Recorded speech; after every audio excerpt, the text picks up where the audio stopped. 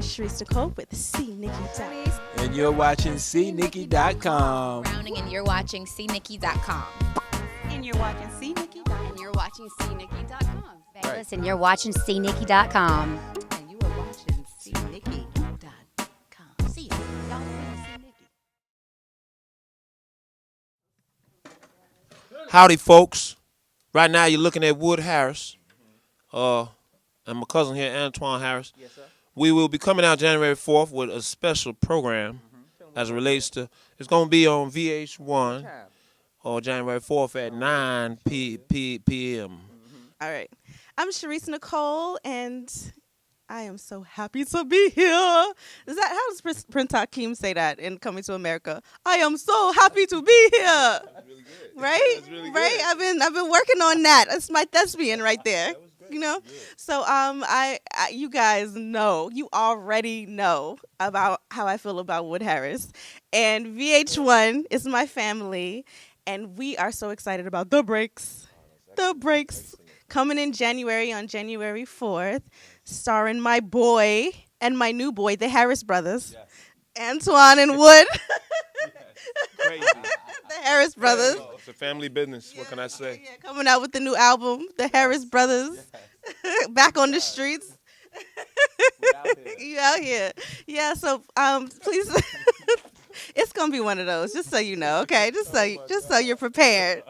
So please tell everybody a little bit about what they can expect, because people haven't had a chance to see it yet. So Should I grab the mic? no. Okay, well. You just taking my mic. I learned, from the best MCs. You don't take the mic. I know. Well, The Breaks, what they can expect is a trip back to the future, in a sense, 1990, literally 1990, and the music era, the golden era of hip-hop, and all of the dream chasers and dream catchers from that period, familiar like energy from that era of, evolving moguls, played by myself, Barry Foray, hungry talent, caught up in the streets, played by my cousin Antoine Harris over here, and you basically what you can really find yourself experiencing is just an out of sight film, because of all the performances and how committed and how great the performances are, man. It's really inspiring. It was inspiring to me just after I saw it a couple of days ago. I thought to myself, wow, we kind of have a classic on our hands, Yeah, I felt the type of way, movie, right? So tell me about your character. My character's my character's name is Ahmed Harris. Grew up in the illegal narcotics trade. Grew up in the hood. He's a product of his environment. Could have went two ways. I could become a teacher, or I could get a Bentley. I'm gonna try to go get this Bentley. He had no problem with violence. He had to ease with violence. They made him an enforcer at a very young age. His mother ultimately lost him to the streets. His pops walked out. Same story a lot of young brothers deal with. And he found solace and peace in rapping. You know what I'm saying? That's what he did when he came home from the struggles of his day. So, Am is on his journey. Hopefully he gets where he want to get to.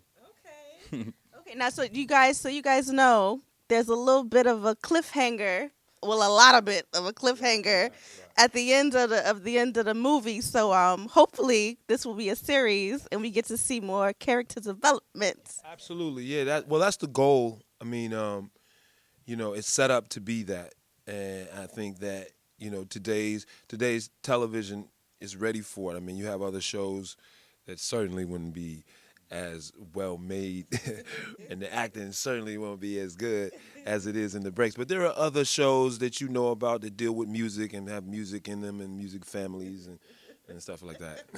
Other shows, y'all wouldn't know anything about those shows, but yeah. But this show is musically inclined and it's dope. If I can use a little '90s term, it's dope. Now your character reminds me a little bit, because it's gonna remind everybody of somebody, right? It reminds me a little bit of DMX. It's I kind of got a little X gonna give it to him. That's kind of what I got. Crazy. That's crazy. You say that. No, he been talking about DMX. I mean, Are you serious? Oh, this week. Yeah, it's weird for you to say that. Yeah, it's perfect timing for you. You did. What? That's because I'm immersed in the '90s culture. You know what I'm saying? I got Hell it. is hot. You know what I'm saying? Yeah, I appreciate that. X is a man. I think he's one, last of a dying breed. You know what I'm saying? He's somebody who seems like he's honest with himself when he wakes up in the morning. Regardless of what the world sees, he wakes up in the morning, he's DMX, and he goes to bed at night as DMX. Unapologetic. I like that. I like that in a man. I like that in a rapper. You know what I'm saying? That's the type of man I want to be. Unapologetic. Absolutely. Well, that was the thing about X, and I could see that in your character. Please, VH1, pick this up so that we can see, excuse me, even more of it. But it's that thing about X, right? That's like he's charming, and you really like him, but he's so passionate about what he's talking about. But you're like, dang, if I was on the street, I might be afraid of this cat. But I really like him. I want him to win. Yeah, I want him to win. Come on, man. Don't do that. Don't be murdering nobody. Come on, X, we need you. Like, that's how I kind of feel about like the audience is gonna be rooting for him. Like, come on, man, get out them streets. Leave it alone. Leave it alone. You got too much talent. If bust out a prayer, I'ma lose it. If bust out, yeah. Season 1, is doing a full prayer. Crazy. DMX is the only MC that can bust out a prayer and make you feel it. Like, what? In the club. Good point. That's so true. It's so true. Oh man, yeah. Now, okay, so we kind of got a little picture of Y'all haven't seen yet, but I'm trying to okay. He don't do the barking. Okay, that was just me. You got this nice little Chihuahua joint too. It was all cute. It was a Chihuahua though. I was feeling pit bullish though. It was too cute. It was too cute. Dang, come on, I gotta work on that. Next time. Now, Wood, let's talk about your character. Look, you had me rolling the whole time. First of all, okay, your character is so over the top. I love it. I can see who influenced your character. That's Russell Simmons, Sean Combs.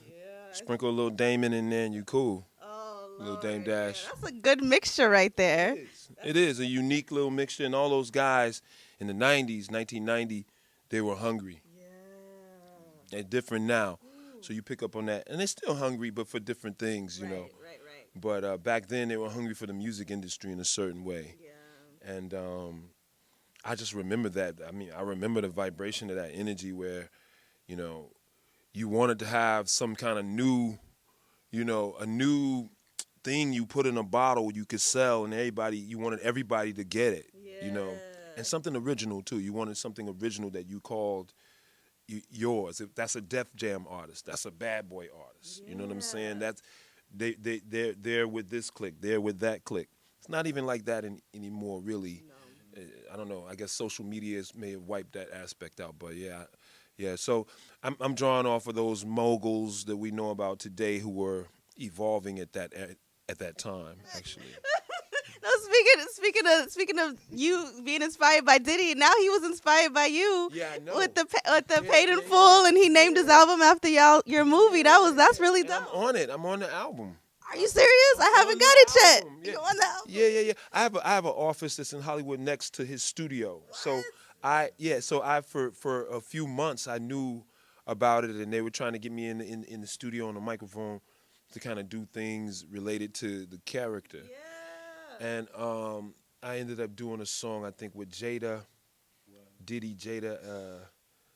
I forget, but yeah, it's that's amazing. Right. I never even thought about the fact that you were inspired by him, and now he was inspired by you. But I will let him know. I will let him know about me taking a little bit of his essence for the character, though. I don't think you have to let him know. I think if he sees it, he's gonna know right away. He's gonna be like, "Wood, you took my essence." He's gonna ask for a percentage because Diddy don't play with them dollars. He's gonna be like, "I'm gonna need my percentage." You want some of that money. Now, listen, Mr. Harris. Yes. Because me and Wood over here, we chilling with Russell and Diddy.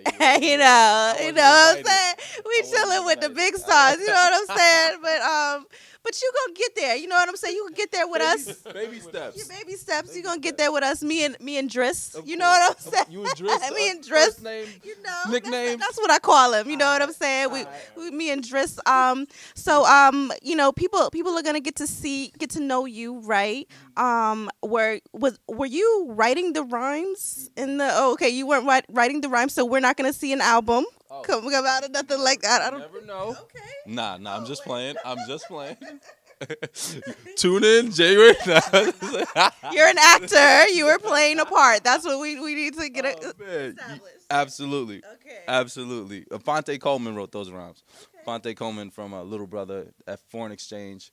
Ninth Wonder's team, ridiculous lyricist, ridiculous pen, ridiculous passion, and he understood the whole story.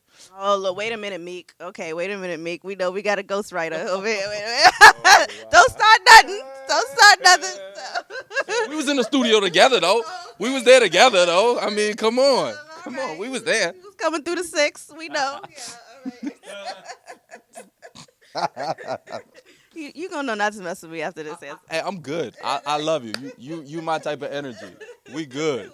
We good. We Gucci. So talk to me a little bit more about like the camaraderie on set, the feeling, because that was the thing about the 90s. It was like the best time to grow up. It felt good to be young and in the streets and the music. I mean, so talk to me about what it was like on set during that era and with these people. Well, I mean, because I was like, I was already alive during the era, unlike some of the cast. I was retrospective about, I had some nostalgia in my on set when I saw like a big phone, or the bucket caps and the clothes fitting a certain way, even though now clothes kind of fit like that again. So for me and Seath, who directed Seath Mann, we basically would be looking at each other like, yo. Afton, our lead, Mac was born in 1989. And the show is, set in 1990. So they don't really get it. Having a whole other experience than Wood Harris is having, Yeah, he don't really get it like that. But nevertheless, the energy is there if you're that type of person, and Mac fits it because he's just, yeah, he would have been this guy anytime. He would have been Mac in 1990. Yeah. He still would be that dude. He's a good dude. You can see it. All of that works with the character. He got that Magic Johnson smile and shit. That kills it every time. Every time, yeah. Magic Johnson smile. You know what I mean?